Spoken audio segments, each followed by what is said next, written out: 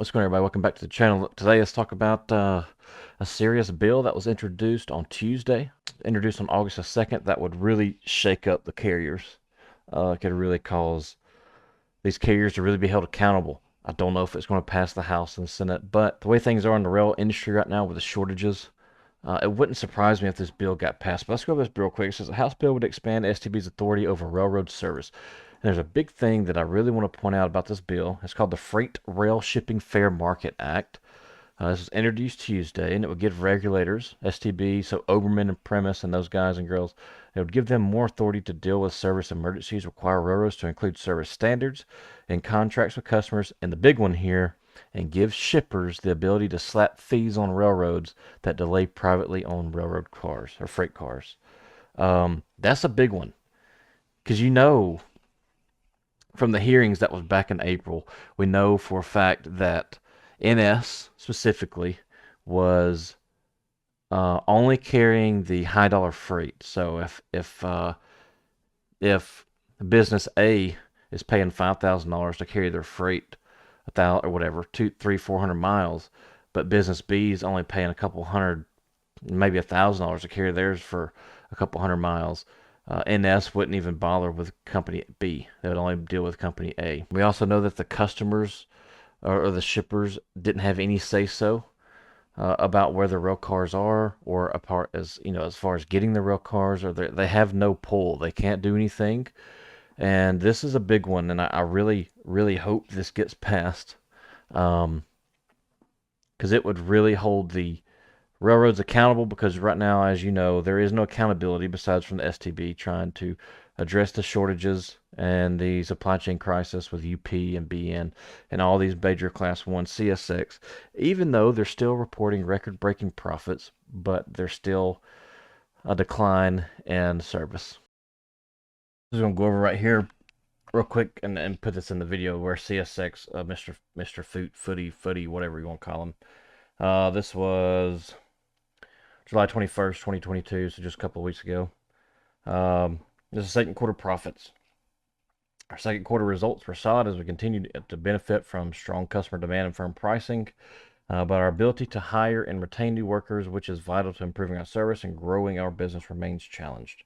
We are not alone facing this problem. The labor market is tight. If recruits have many job options, and the pandemic has had a profound effect on employees' work and lifestyle preferences. Yeah, so here's an idea, Food. Just take my advice right here. Come off some of those profits that you're doing, up the pay of CSX conductors and engineers, and your initial hire-on bonus and your initial hire-on pay, and make it more attractive. Because right now, I can work Monday through Friday and make what you're paying your conductors. Just a little thought. It's amazing. Absolutely amazing how STB has not just started, because they have the ability to find these carriers. And I really hope that those fines start to trickle in before too long, and Wall Street starts to see a hit, because that's the people who need to see it the most. I know it's bad because it is a publicly traded business, but at the end of the day, the stockholders are the ones running the railroads, and there's the ones that should be held accountable. And how do you hold them accountable? You allow the customers and the shippers to hold the person that they are hiring accountable. The bill here, this is a bill from Donald M. Payne Jr. He's a New Jersey Democrat who is one of the chairs of the House Subcommittee of Railroad Pipelines and Hazardous Materials. He has accused the freight railroads of placing profits ahead of service. I'm sure this guy is probably best friends with DeFazio, so we all know this is actually truth. They care about short-term gain, not long-term. They want short-term profits. They don't care about the long-term profits. Says the bill gives the Surface Transportation Board the power to prohibit rail rate increases during a rail emergency, meaning NS, all the Class 1s can't raise their rates on customers because they don't have the workforce or the people to do it. That's their own fault. They did it to themselves by laying off 30% of their workforce. This bill will improve the speed and reliability of rail service and guarantee that freight rail shipping continues to improve in the future without unnecessary regulations. Yeah, absolutely. It allows the customer, the shipper, to hold the rail carriers accountable. That's what there needs to be, is some type of accountability outside of the government, because the government can be bought. You can't buy the customer that's paying you to do a job at the end of the day.